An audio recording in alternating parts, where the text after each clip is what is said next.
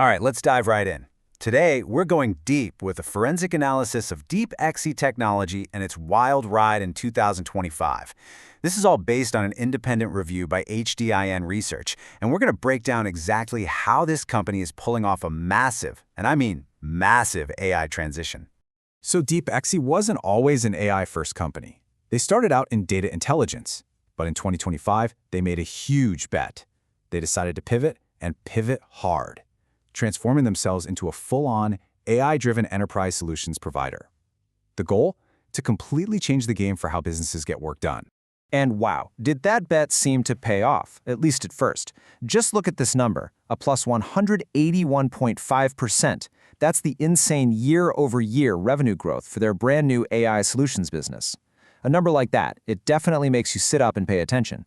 But you know how it is. These huge, flashy numbers almost never tell the whole story. So you have to ask, what's really going on behind that explosive growth? And maybe more importantly, what's the catch? Because there's almost always a catch, and that's exactly what we're going to figure out.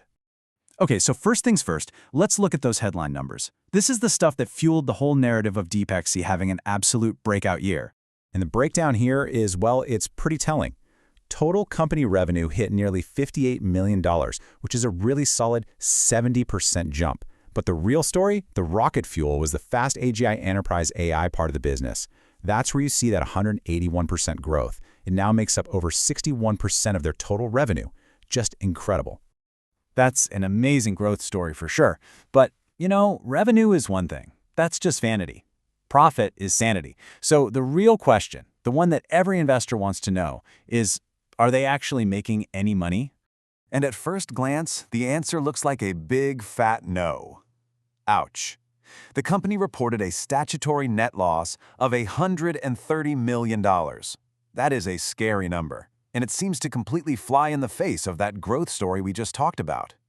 And this right here is why we have to dig deeper. So it turns out that huge loss number is really distorted by a bunch of one-time and non-cash accounting quirks. You have to peel back the layers. So once you adjust for things like paper losses on pre-IPO shares, big stock compensation packages that aren't actual cash, and one-off expenses from listing on the stock market, a very different picture starts to take shape. And here's that picture. This chart shows what's really happening with the health of the business day to day.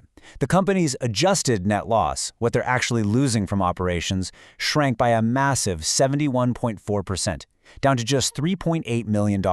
So are they profitable yet? No. But are they getting way, way more efficient? Absolutely. So what's the engine driving this whole thing? To get that, we've got to pop the hood and look at their core technology, because their approach to AI is pretty unique. Okay, at the heart of everything is something called Deepexi. They bill it as an AI-level enterprise operating system. Now look, this is not just another chatbot that you talk to.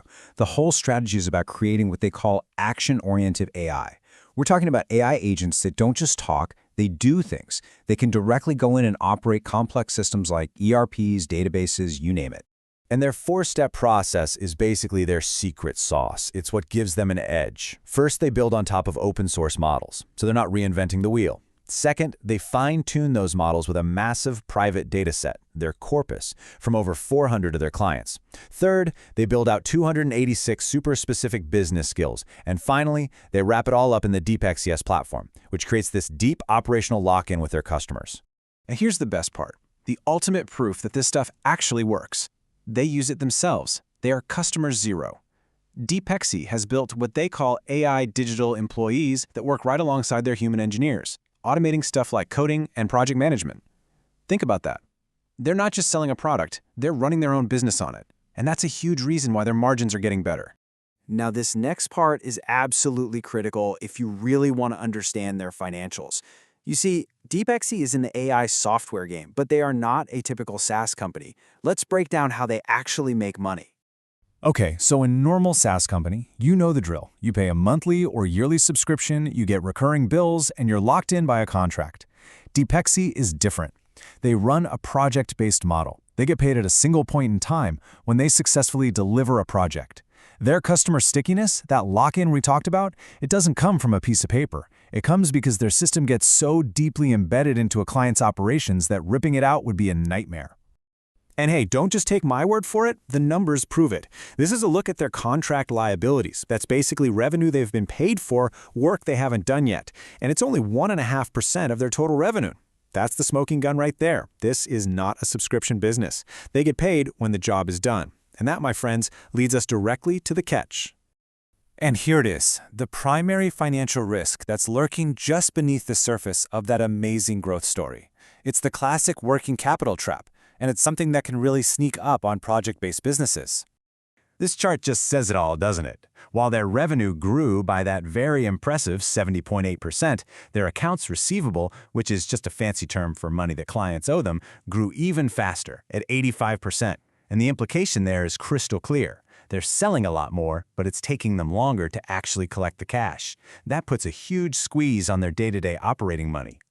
Now, to be fair, the company knows this is a problem. They're not just sitting on their hands. They've put some pretty robust systems in place to manage it, with integrated financial software and regular checkups to spot collection problems early. And the good news is, it seems to be working. They actually improved their collection rate in 2025. So, let's put it all together. We've got explosive growth, we've got rapidly improving operational health, and we have a really powerful tech platform. But we also have a pretty significant working capital challenge. With that full picture in mind, let's look at the big risks on the road ahead.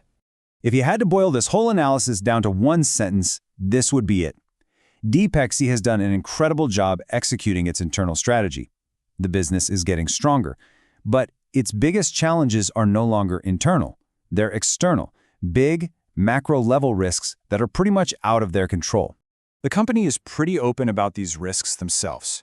They talk about things like cybersecurity threats or the chance that their R&D spending doesn't pan out. But the elephant in the room, the most significant threat by far, is geopolitical. We're talking about the risk of sanctions or export controls that could cut them off from the critical technology they need to run their AI. And that really brings us to the final critical question for this company's future. Deepexi's genius, its real magic, is in the software layer, customizing models, building these AI agents that can do things. But at the end of the day, all that brilliant software has to run on high-performance hardware. So the biggest question they face is this: can their incredible software innovation move fast enough to outpace the very real hardware limits being put in place by a very complicated world? That's the billion-dollar question.